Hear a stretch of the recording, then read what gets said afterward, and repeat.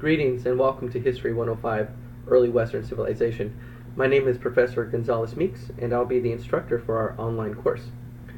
When you have a chance, please log on to Canvas, read the course syllabus, and go through Module 0. First off, the numbers associated with the history courses 100 and 105 does not mean that 100 is easier than 105. The numbers are only associated with the historical topic. So History 100 focuses on early world history, History 101 focuses on modern world history, History 105 focuses on early Western civilization, etc. When you have a chance, complete the online readiness quiz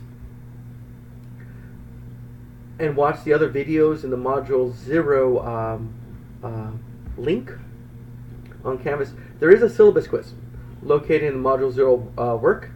This is not graded, but it's to familiarize yourselves with taking quizzes on Canvas. If you are a DSPS student, please email me your form. Unfortunately, ESL students need to comply with time restraints for quizzes and exams. The quizzes and exams are open book, open note. You do get an extra attempt with the highest score between the both attempts being kept. Hopefully that will assist everybody. Please maintain contact with me, your instructor, about things via email.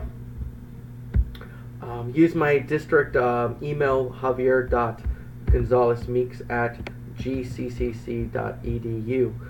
Email me about things that might be hindering your progress in this course. See the contact information on the course syllabus about turnaround time for when to expect a reply during the weekday and weekends. I'm a part-time instructor, so therefore the district does not pay part-timers for office hours.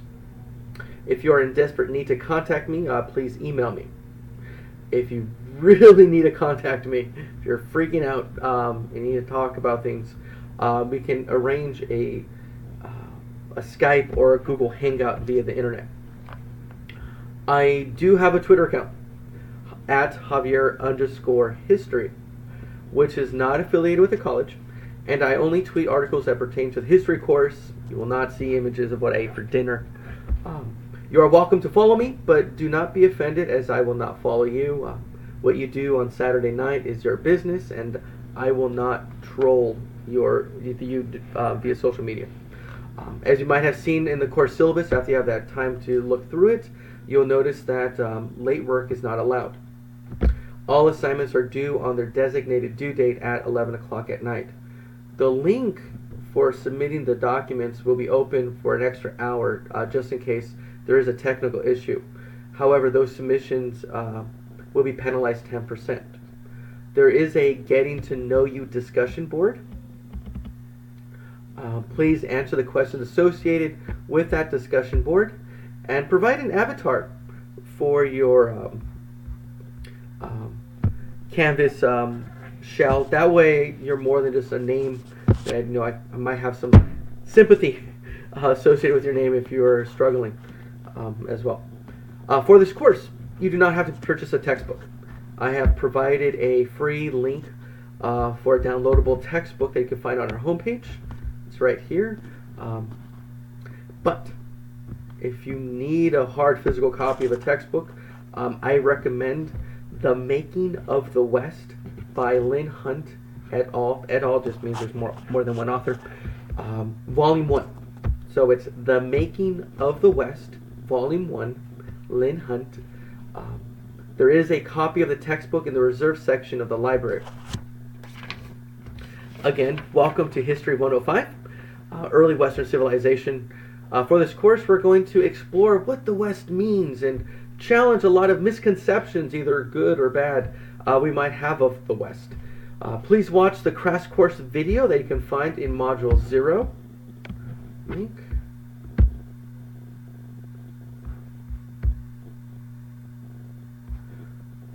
The Rise of the West and Historical Methodology, which briefly explores how scholars have defined the West and how their method of analysis influenced their judgments.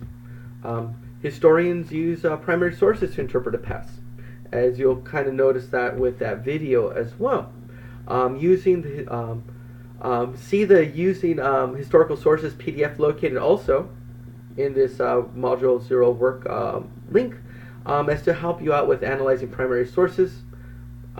Analyzing primary sources is more than reading comprehension, but understanding the main argument of the source, both written and visual, who the intended audience was, pulling as much information as possible that describes what is going on in the source, and how that source helps you, the reader, understand the time and place from when and where it was written.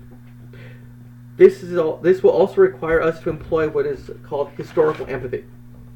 Basically, detaching our personal feelings, political, religious, and ethnicity, and being as objectable as possible. This is hard. Even a challenge for a lot of contemporary historians like myself. But this is part of our critical analysis of primary sources.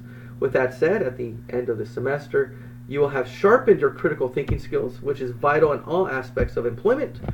All of you already have some critical thinking skills, but we're going to fine-tune that throughout the semester. There are some study strategies, as you'll see right here in this link above, that will help you out throughout the semester, as well as the other courses as well.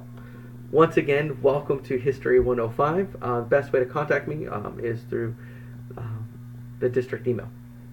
Thank you.